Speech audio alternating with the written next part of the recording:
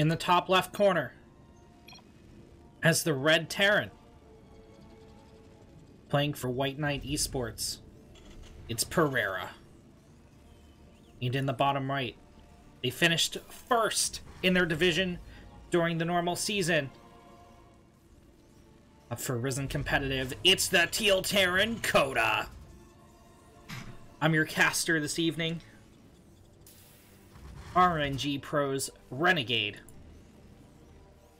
And we have a pretty big match on our hands. Banter going on in the chat. There's a little bit of heat before the match. There's a lot on the line here for both teams. You know, both teams want to make the semifinals and get their shot at the grand finals. It's been a very long and arduous season through the double round robin.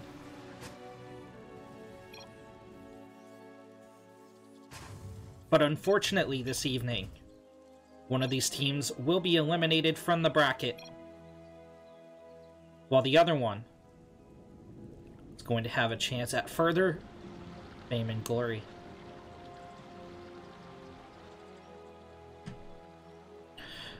Coda is worker scouting. His opponent, interestingly enough, is not.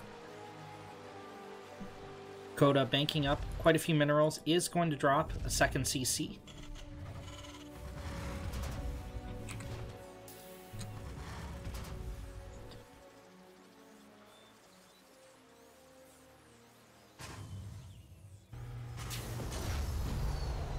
Pereira going into the factory play and getting that second gas. So already our two Terrans diverging in build orders. You can see Coda getting a factory up, but it's much delayed relative to his opponent. There's the second gas for him as well. But committing to that economic build. Now, this does mean we may see some aggression from Pereira. Given that he's double pumping Reapers, he is getting out a Hellion, using that additional gas he's retrieving from that second geyser.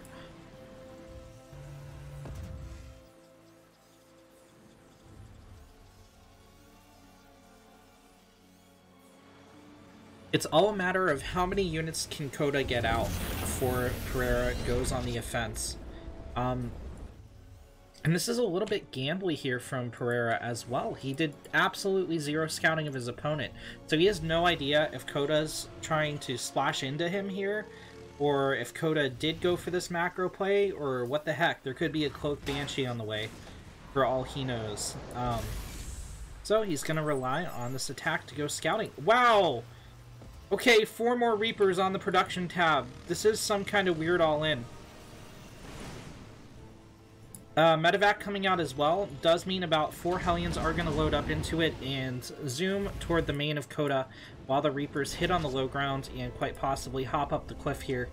So far, just 2 Hellions and a Reaper to defend. It's going to go up to 4. So, Coda not at a major disadvantage, but still going to be fighting from behind here.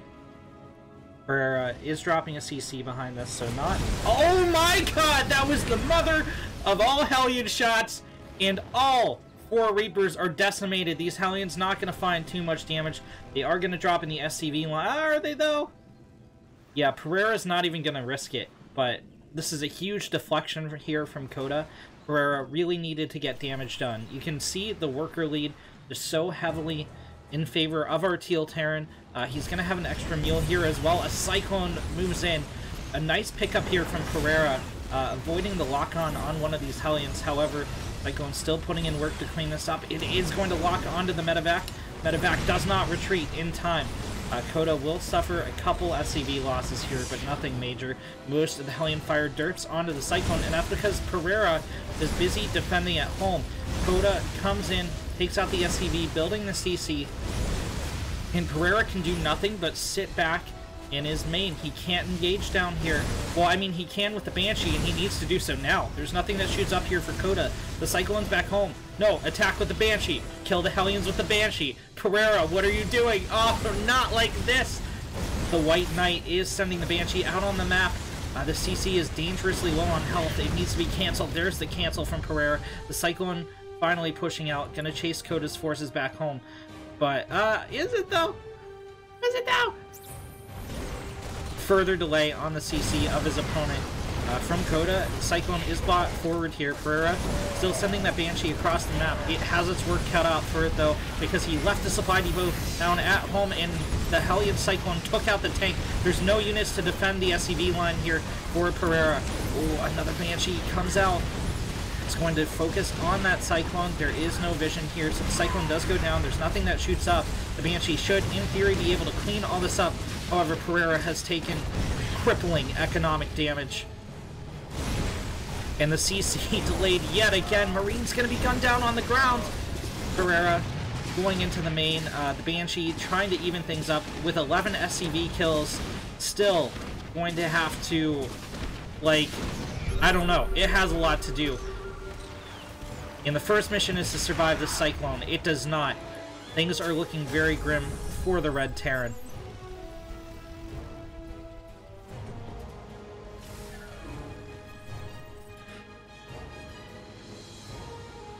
Coda pulling the Cyclone back home. One of them rallied forward. I think this is a little bit of a mistake here. But, I mean, Pereira is, it would be a miracle if he comes back into this game. Much respect for trying, but he is sending out an injured Banshee. It's not the highest on energy, and there is a scan here for Coda. There are missile turrets in each of the mineral lines, so Coda going to push in once again, locks onto the tank, takes it down. 5 Marines on the ground, but lock-on is getting off cooldown here, and we're going to be forced to retreat to the main once again. Tank will hold the high ground here, but Coda can kind of just camp the CC, and a lot of health already shaved off. Pereira's Banshee hitting on the other side of the map, trying to go after the tech lab. I can't close too close to this mineral line, but we'll be able to get a harass on the workers in gas there. Pereira going to be forced to spend precious minerals to repair the CC, and still only muling off one base.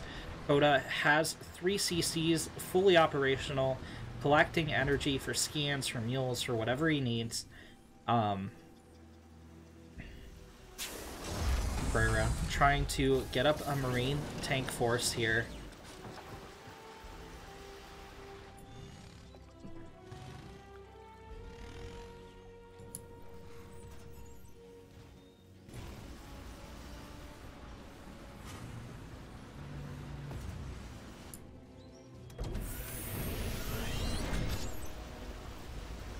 Pereira going to try and re-expand, but this is a mere matchup. He is going up against an opponent that has the exact same set of tools he does, except a lot more of them. This is going to translate, if the game continues here, even if Pereira holds this push, this is going to translate into higher army supply, even more workers, even more mules, even more scans, even more CCs, even more upgrades for Coda. The longer and longer the game goes on. The onus is not on Coda to push in an attack here. The onus is on Pereira, and he does not have the tools he needs to damage this immense teal economy right now.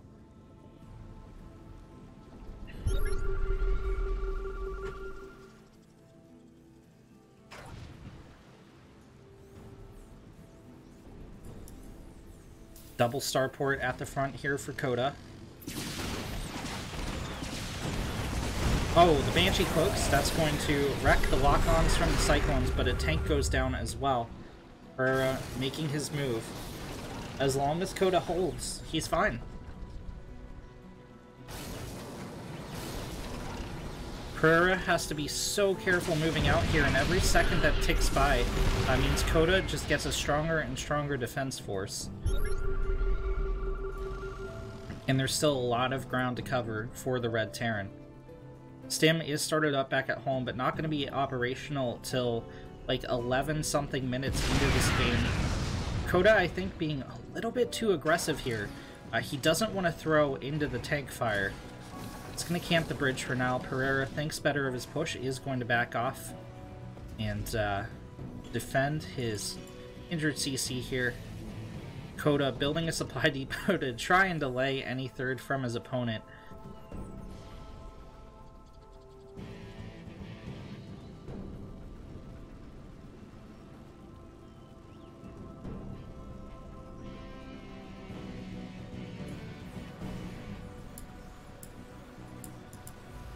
Double factory and the main heal here for Arteal Terran.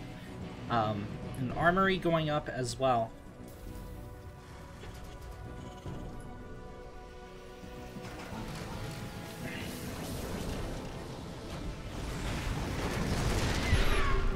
Pereira actually pretty even in army supply with his opponent.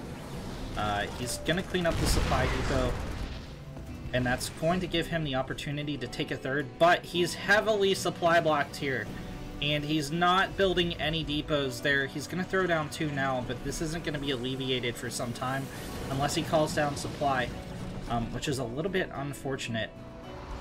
You can see that reflected in just how many minerals he has banks. He's going to stim forward.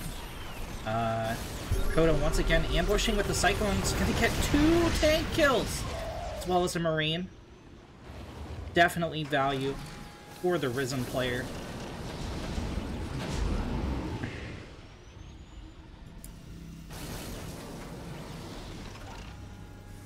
And Coda has quite the beefy tank line back home.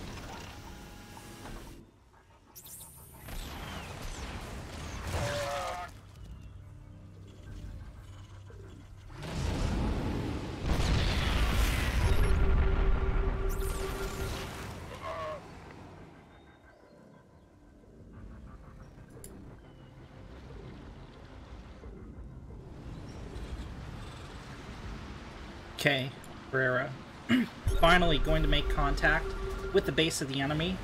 He's going for a double drop here. 1 medevac full of Marines, 1 medevac full of tanks. Vikings in the air, gonna shut down the medevacs. Marines landing on the ground, going to take out some of the tanks at Coda, but the Vikings decide to land, go after the Marines, buy some time. Hellions will clean this up. One of the medevacs does go down, the other one not looking too healthy, gonna eat some missile turret shots. Bird needs every single unit he can save, but the medevac goes down with 4 Marines to the missile turret of Coda.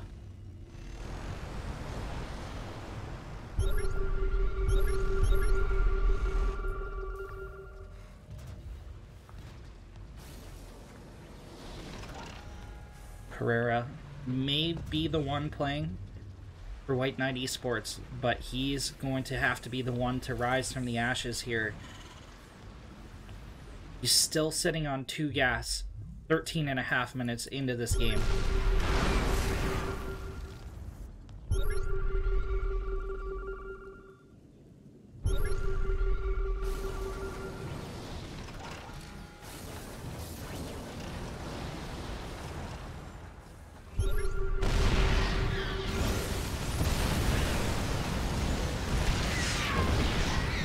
The boys have been pulled for a Red Terran.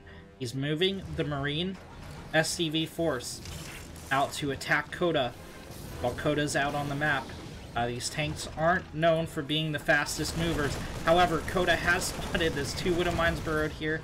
Gonna get a little bit of damage, but not too much. That could have been tragic had Burrow taken the other bridge, but he did not. Unfortunately, the SCVs are going single file into the tank line. Okay, Coda took the win. Coda took the win. Rip. In the bottom right corner, as the purple Zerg, playing for Ris3n, it's Steven. And in the top left, as the red Terran, playing for Black Knight, White Knight Esports, it's a Res.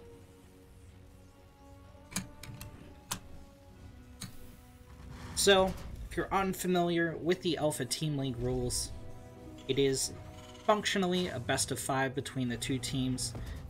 If you win your map, you score a point from your team. First team to 3 points takes the match.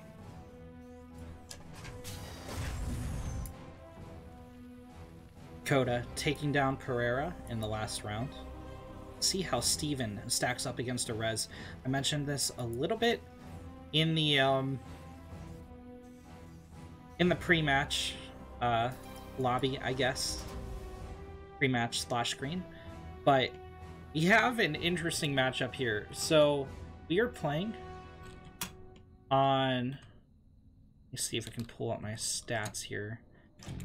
Central US, as you can see. And that is because you're connecting from South America all the way to Australia. So both these players playing with pretty enormous ping. Now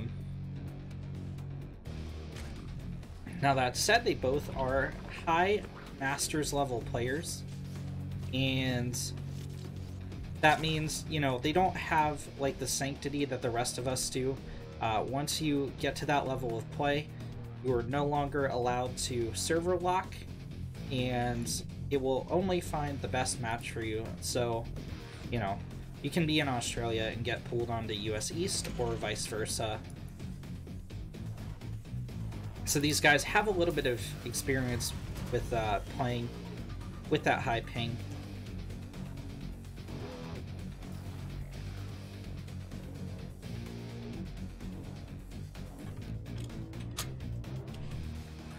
Ris sending out the Reaper.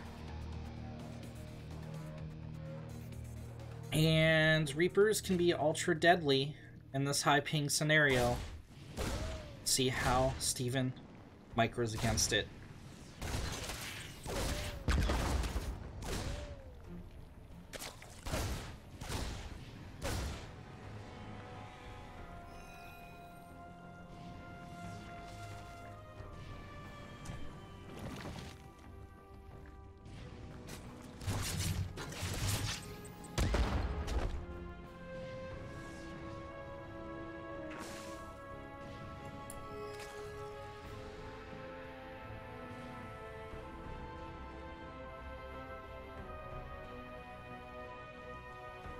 Steven zoning out the Reaper for now, but not going to be able to take a third. He is banking quite a bit here, trying to escort the drone out, but I think this is a fake out. Steven's going for 7 roaches here. Link speed is about to finish. I think he's going to flood Lings behind this and go on the attack. He is going to have enough to morph in a Ravager as well. But you don't make 7 roaches at the 3.5 minute mark for no reason. There, he's gonna sneak him out. Will the Reaper scout this? He's got Res has got to be wary that he hasn't seen a third here from Steven. The Reaper's a little bit out of position to scout this. Will he? He does scout the roaches, as do the Hellions. Res gonna have a little bit of time to prepare. He is going for a fusion core, so this is going to be a battle cruiser play from a Res, but it's going to be quite a while before that battle cruiser hits the field. The factory is not on the tech lab, so this is going to delay any kind of siege tanker cyclone that was going to come out. Not good. Not good at all. There's nothing being produced in the factory. Hellions coming in from behind. These 2 roaches will be able to deal with absolutely all of them. The roaches take down the reactor on the barracks, and they're going to begin working on the SCVs. A landed Viking, the only thing defending the main right now. Half dozen SCVs have fallen. That's going to put Steven in an economic lead here, believe it or not. The forward roach goes down. It's not going to become a Ravager or anything like that. Steven continuing to push forward here. A tank about 2/3 of the way done for our Red Terran Res. Steven going to lay off the aggression in the main for now and begin pressuring CC on the low ground. The Viking moves out to try and get down these roaches, and for some reason Steven is backing out and going home. I don't know how I feel about this decision here. We could see something like a Muta switch, but there's no flare on the way just yet. Steven getting up roach speed, dropping an Evo chamber as well as an infestation pit as he gets up his 3rd. However, a Res has started the battle cruiser up, and it's going to remain to be seen how much anti-air defense Steven has here. He saw the Viking, he saw the tech lab. He's got to know something like this is coming. Res on a very low worker count. However, an unprepared for battle cruiser can absolutely destroy any Zerg, even at this high level.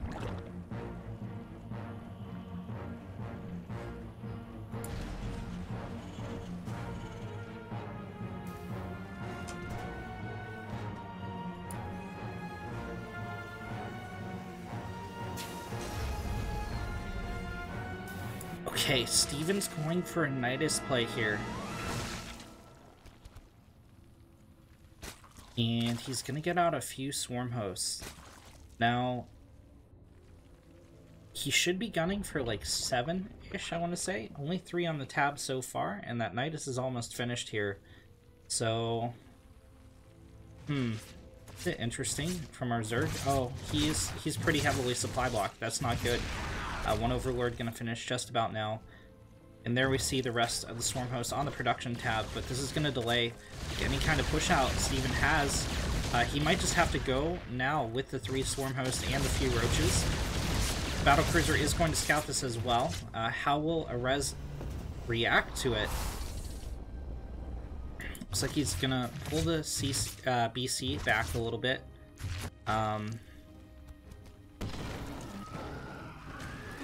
There's the Nidus. I mean, 3 Swarm Hosts aren't going to do a serious ton of damage, but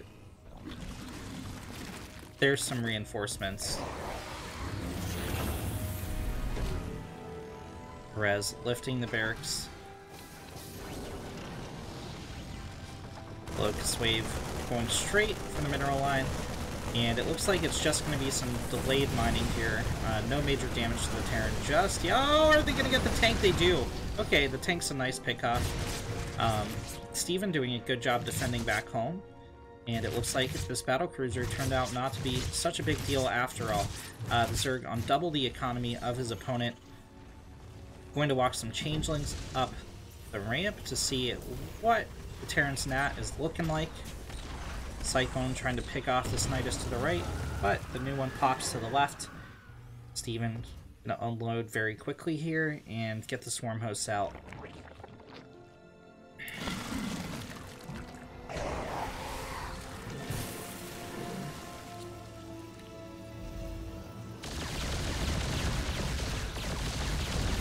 Some more delayed mining time. The Locust Wave just gonna get gas buildings. They will not make it up the ramp to do any damage. Okay, they're gonna splash into the supply depot. Res is able to clean up that second Nidus as well. Steven doing a good job of keeping the Terran at home, but he needs to be thinking about taking a 4th or all innings here quite soon. And, oh, look, he already took the 4th purple. Really hard to see on Nightshade. Res not going to fall for the Zerg's devious tricks anymore. Is going to push in with his battle mech. Queens have some transfuse, going to hold the line for some time. Roaches come in from behind this. Res needs to kite back and continue getting those lock-ons off on the Roaches, but he pauses inexplicably mid-map. He will fall to the Roaches. He's busy dealing with this Locust Wave back home. Not too much damage just yet. BC moving in to intercept the Nidus. However, he has lost most of his ground forces. The Cyclone going to go down. The Hellions backed into a corner, heavily wounded. Several will survive this, but the real damage to the Terran coming at the front as he was worried about saving his main base, only losing 3 SCVs there. He was able to take out the Nidus once again, though. Steven gonna feel comfortable droning up his 4th base, getting out some Corruptors. +2 ranged on the way, as well as +1 air weapons.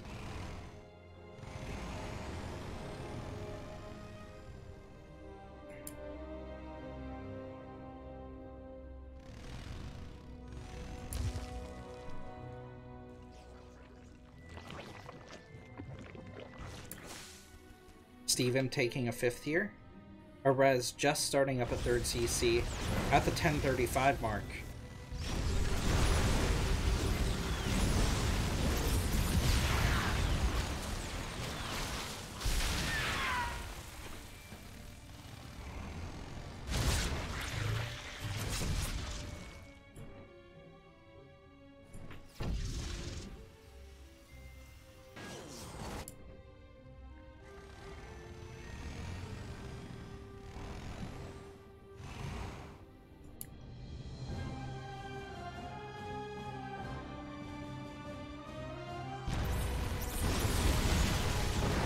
lot of the Cyclone lock-ons used on the Corruptors, that will soften them up, but I think that was Steven's intention here. There's really only like one battlecruiser on the map, and even these injured Corruptors can deal with it, but Steven chooses to back out for now. He's going to wait for the Swarm Host to unload and drop their Locust Wave. They should all survive back into the night, as indeed they will, and Cyclone goes down immediately. Roach is coming from behind for the flank. Now Res is on the retreat back into his main.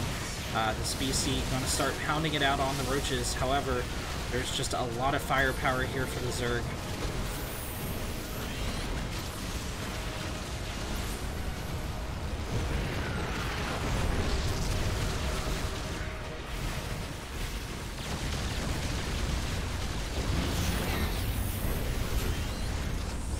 Corruptors lighting natural of the Terran on fire, and these mineral patches in the main are dwindling. Precious resources being forced to be spent on repairing that CC. Steven at 200 supply, up to 5 base, and building a bank.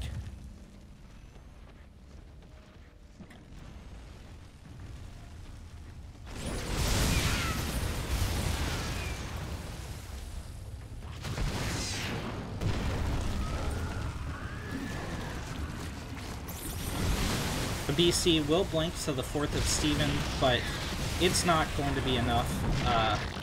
Steven gets into the main. Cyclones are trying to kite this force down as best they can, but it's not enough. GG is called. Steven takes a 2nd point for Ris3n Competitive. In the bottom left, as the Green Terran, hitting the field for Ris3n Competitive, it's Kasai. In the top right, as the Red Zerg. Up next for Black Knight Esports, it's Remy.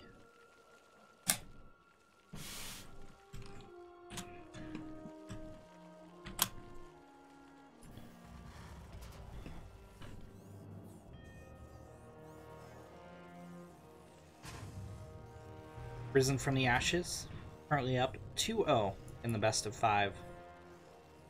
Will Remy be able to put point on the board for his team? Will Ris3n take the win here and now?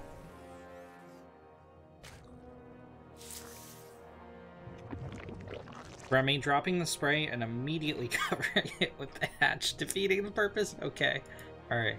Well, we saw it, we noticed it. It's a bit of showmanship here from the Red Zerg.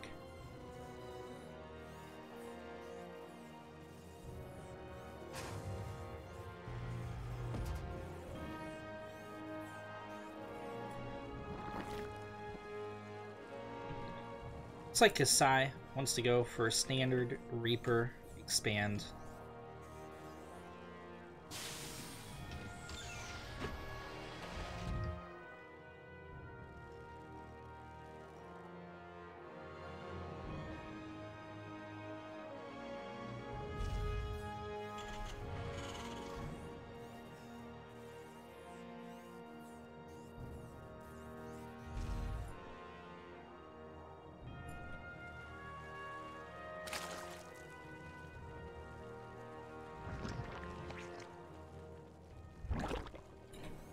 Eternal Empire is a pretty large map in the pool. I mean, the Zerg definitely can do some Roach Ravager all-ins, do some League Aggression here, but I would not be surprised whatsoever if we saw a bit of a macro game, at least 3 bases from both the players.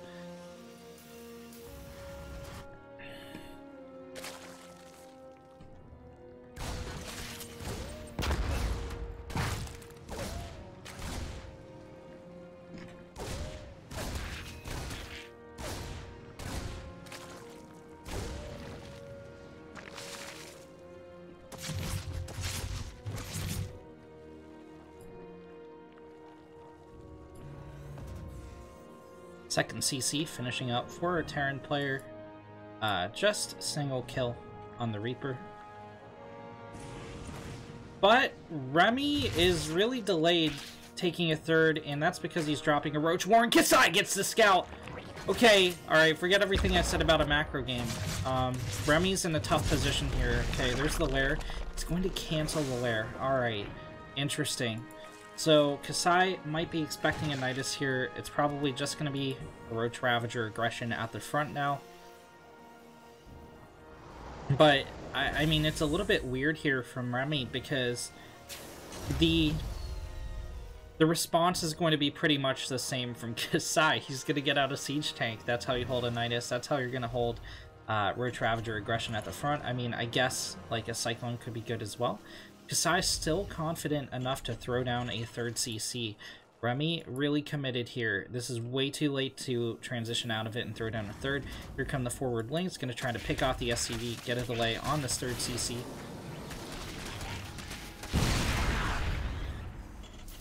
Well, he was that STV was a necessary sacrifice, I suppose. It is going to leave a little bit of a weak spot in the wall, but Kasai should get that cleaned up by the time Remy attacks. Okay, Remy is going to take about a 4-minute 25-second third here. 420. Oh, he puts it off center. Oh no, not like this. Not like this. Remy pre-positions the third, and he's gonna go for a Ling Flood. He most certainly has to do damage to the Terran here, and he does have the capacity to do so. However, Kasai has a pretty good defense of his own. So Overlord going to position itself in view of the tanks so that the Ravagers can gun them down. Only enough bile to take down one of the tanks. Kasai is going to move the Marines out here.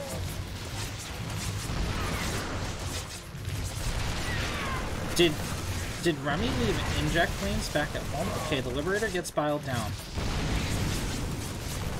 This is decent damage so far from Remy. High Depot is down, so the Marine's going to get a little bit overrun by the Lings. Bunker holding strong here for Kasai.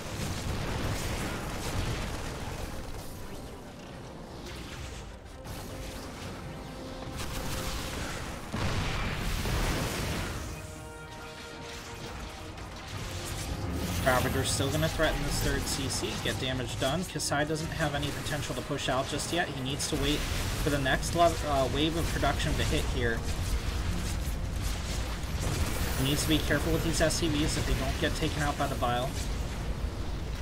Tank positioning on the low ground.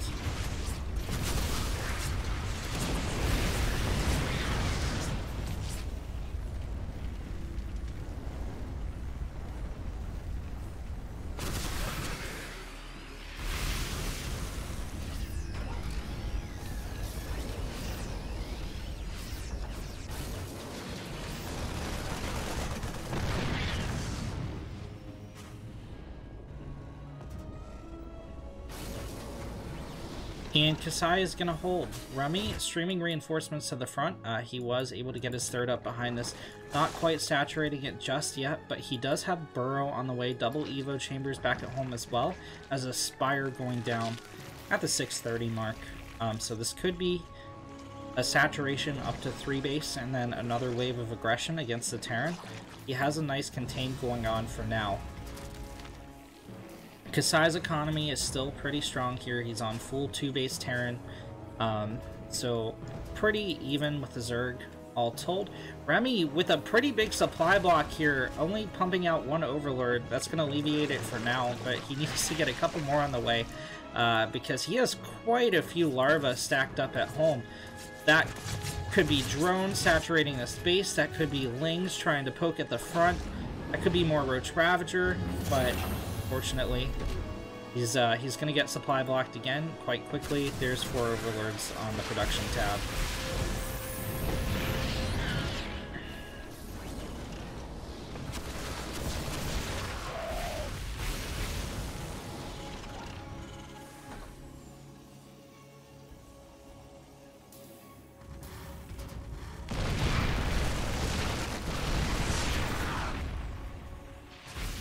I mean, I don't think that the last couple trades for Remy were very effective with those Ravagers. He is eating a drop from Kasai back at home. Mutas do pick off the medevac, and they will be rotating to the front to try and assault the wall of Kasai. A lot of Marines blocked in by the tank here. No, well, blocked in by the Changeling. This is a cheeky little play here from Remy. Kasai's got to be confused. Yeah, he's going to reposition the tank. He's like, what the hell? One of these things is not like the other. Oh, the Banelings a little bit too far ahead of the Mutalisks are going to get gunned down here. The Ravagers as well. This is definitely going to weaken any attack by Remy. Muta's hitting in the natural, but they know that they're not going to be able to get too much damage done by the time the Terran rotates to deal with them, so they're forced to back off. Remy finally going for a 4th base. Kasai, cleaning up the creep tumors, is going to finally be able to move out his 3rd as this creep disappears off the map.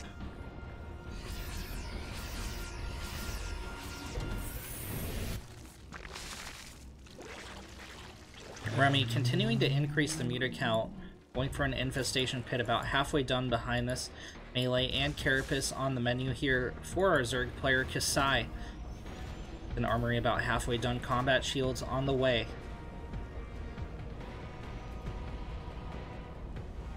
Terran is going to try and drop a supply depot wall off here to better defend this 3rd location. The creep finally totally cleared up. And the CC will land. Kasai going for a Marine tank push. Army supplies are pretty even right now. A lot of this is in Mutalisk, and the Marines can shred the Mutalisk if Remy isn't careful. Okay, the Banelings move forward, and they will connect with the Marines. Kasai getting hugely cleaned up here. A lot of Banelings smashing into the tanks, though. Not very effective when the Mutas can deal with all of this from the sky, right? And the, I guess, the Ravager gratuitously burrowing in the ground as well. Medevacs get cleaned up here, and Kasai's army supply reset here, but I think Remy didn't do it the most cost effectively. Now that said, Kasai is going to have some trouble re-upping, but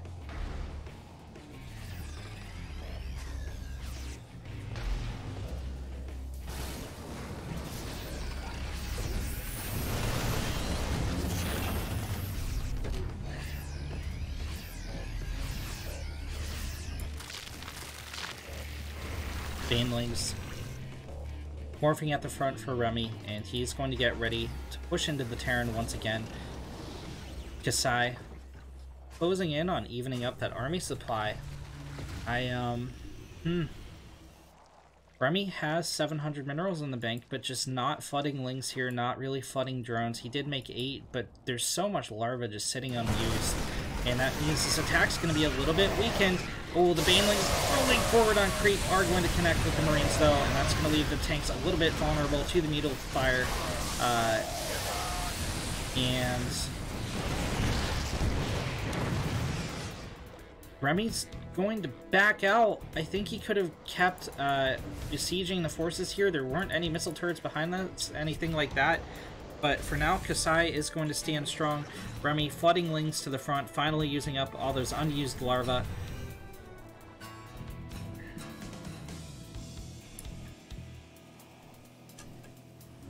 Greater Spire on the way here for the Zerg, as well as an Ultra Den. Kasai starting up a 4th CC.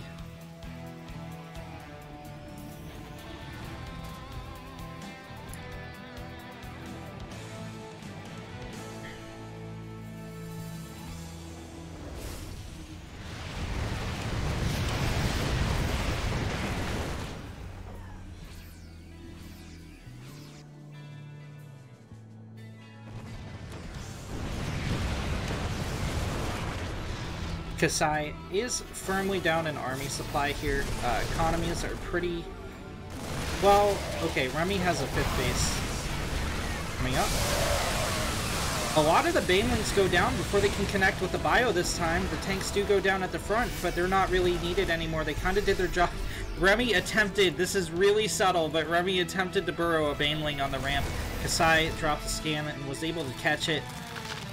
Infestors coming to the front here for Remy, but a lot of his ground forces cleaned up, and this army's a little bit vulnerable. However, Kasai does not have the forces to push out himself.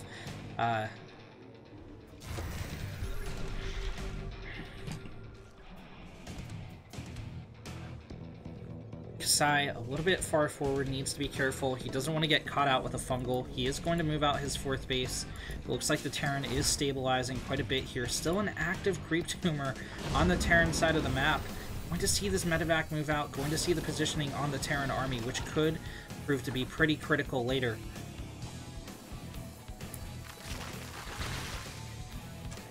Remy rolling forward with what looks like a... This looks like a campaign army right here. This looks like an auto-generated, like, Wings of Liberty Zerg AI army. As it cleans up the medevacs in the air, a lot of the bio was loaded into that. And Kasai just doesn't have a defense left here. 38 army supply to 106. He's trying to save as much as he can. The planetary is morphing in, but it's not going to finish. It looks like Remy will clean up.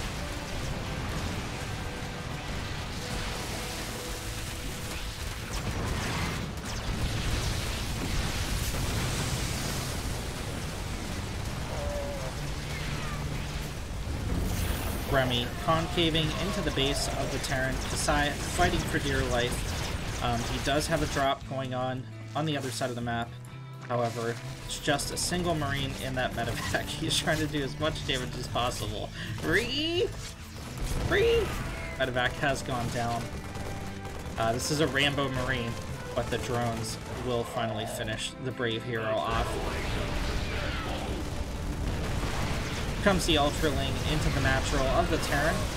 There is siege tanks firing from the high ground, but it's not going to be enough. GG is called, and Remy puts a point on the board for Black Knight.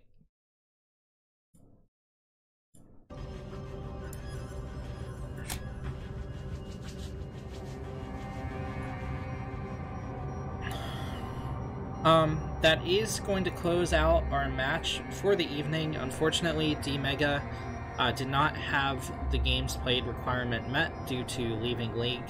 So that leaves the final score with Ris3n having 3 wins on the board, White Knight with 1 going to Remy. Thank you guys. So Ris3n going to move on to the semifinals of the Alpha Semi-Pro League this tour. And yeah, I've been your caster, Renegade. Thank you guys so much for watching. Drop a follow if you enjoyed the stream, and I'll see you in the next one.